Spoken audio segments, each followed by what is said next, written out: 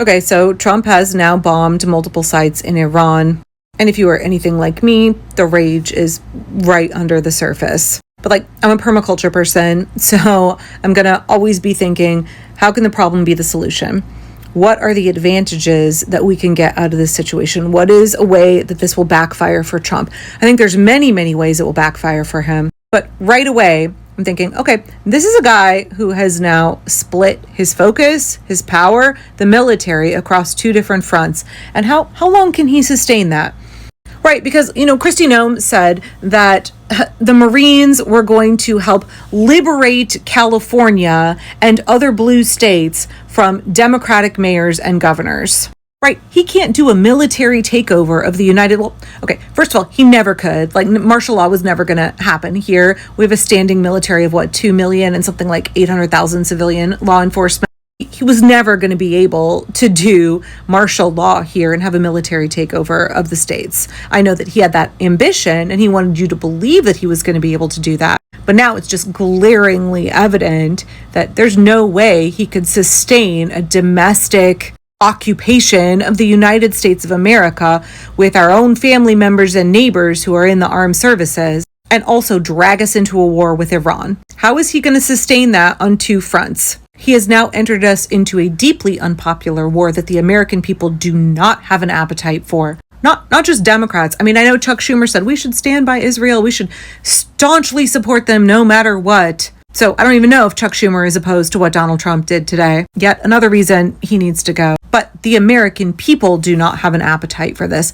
including MAGA. Lots and lots of folks on the right have no desire to enter into conflict with Iran, do not want to get dragged into a war in the Middle East. And I know I said this in my other video, but the demographic that voted for Donald Trump more than any other is Gen X, and we all lived through a Gulf War.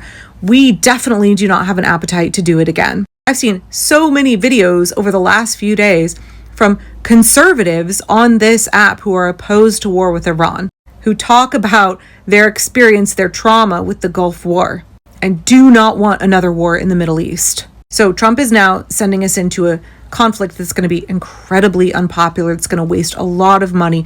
That's going to suck up military resources and a lot of his focus, and is only going to make him more and more unpopular. I know he thought that he would do the classic, I'm an unpopular ruler who's seen as weak and is losing my power, so I'll just manufacture a conflict. I will just launch us into a war, and then I will seem like a big, strong military ruler. I will distract people with that, and that'll be great for me. That will help me solidify my power, except I think it's going to backfire on him this time. But I definitely think one big thing that it's going to do is show everybody in this country who's afraid that he's going to do a military takeover, who's afraid that he is going to liberate blue states from Democratic governors and mayors, that he absolutely cannot have an occupation of the United States with the military and then take us to war in another country.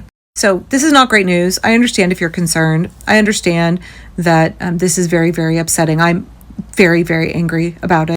I think more on an existential level, more on a why is it that society continually tolerates cruel narcissistic men and gives them so much power and does so little to stop them?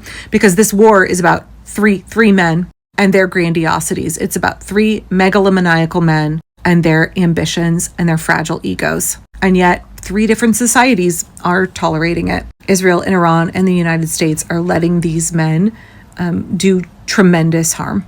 And history has let the same kind of men do it time and time again. It's we never learn our lesson. We never learn. These men do not care about us. They don't view us as people. We are pawns in a game to them. A game that is all about serving their ambition, their profit, consolidating their power, and feeding their egos. And lots of people die in the process. So I think for me, a large part of the tremendous amount of anger I am feeling right now is because none of this has to happen. It's because we let weak, fragile, narcissistic men gain power and play out these terrible, cruel games over and over and over. And society just lets it happen. So I don't want you to feel that all hope is lost. This is one incident. This is one action. It feels really big. We're all going to have a huge emotional reaction to it right now. We need to remind ourselves, even though this feels hugely big and scary, that we don't know what the future holds. We don't even know everything that happened yet.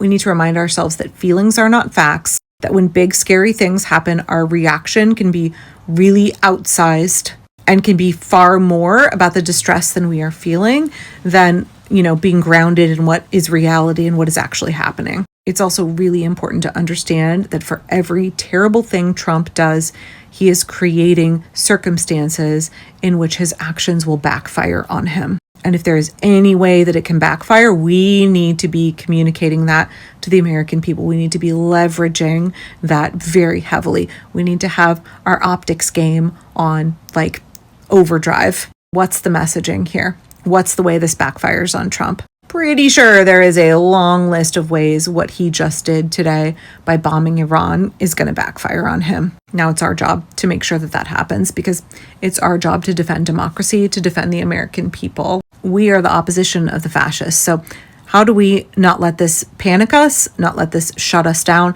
How do we use this in this moment to further the cause of democracy, to defend the American people?